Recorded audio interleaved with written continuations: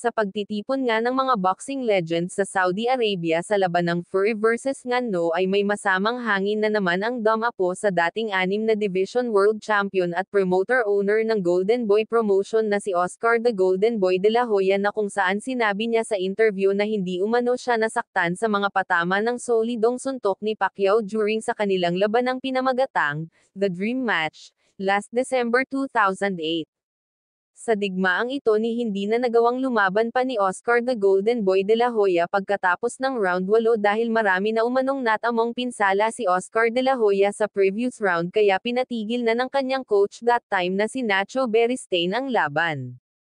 Pagkatapos ng naging labanan ni Manny Pacquiao at Oscar de la Hoya ay maraming explanations at excuses ang binitawang pahayag ni The Golden Boy about sa labanan nila na yun, pati pa hanggang ngayon iginiit pero ni de la Hoya na masyado siyang nanghina dahil sa pagbabawas ng malaking timbang at masyado dong napinsala ang kanyang katawan sa mga sparring sessions during training camp. Tila ba naghahanap pa rin siya ng laban nila ni Pacquiao sa pangalawang pagkakataon, para daw mapatunayan sa publiko at boxing fans na may ibubuga pa siya sa boxing. Pero wala namang mga boxing fans at boxing analyst na tumugon hinggil dito, kaya malabong mangyari na matuloy ang Pacquiao de la Hoya 2. Pero sa laban ng Mayweather-Pacquiao 2 ay marami ang nag-aabang na mga boxing fans matapos nagbigay ng pahayag si Manny Pacquiao na niluluto na nila ang negosasyon sa kampo ni Mayweather na may posibilidad daw na December this year. May second option pa si Manny Pacquiao kung hindi pa daw umano matutuloy ang Pacquiao-Mayweather 2. Ay may posibilidad na si Amir Khan lang muna ang makakalaban ni Manny Pacquiao sa Saudi Arabia at hindi ito isang exhibition fight, isa itong welterweight eliminator. Sa kabilang banda naman mga idol, matapos na lumiit ang tsansa ni Casimero na makalaban si Naoya the Monster Inoue ng Japan ay nawalan na rin siya ng gana na habulin pa si Naoya Inoue sa labanan, bagkus bumili na lang ito ng Rolex na relo para painggitin ang mga haters niya. Hindi lang basta-bastang Rolex, nagkakahalaga ito ng 1.3 milyon.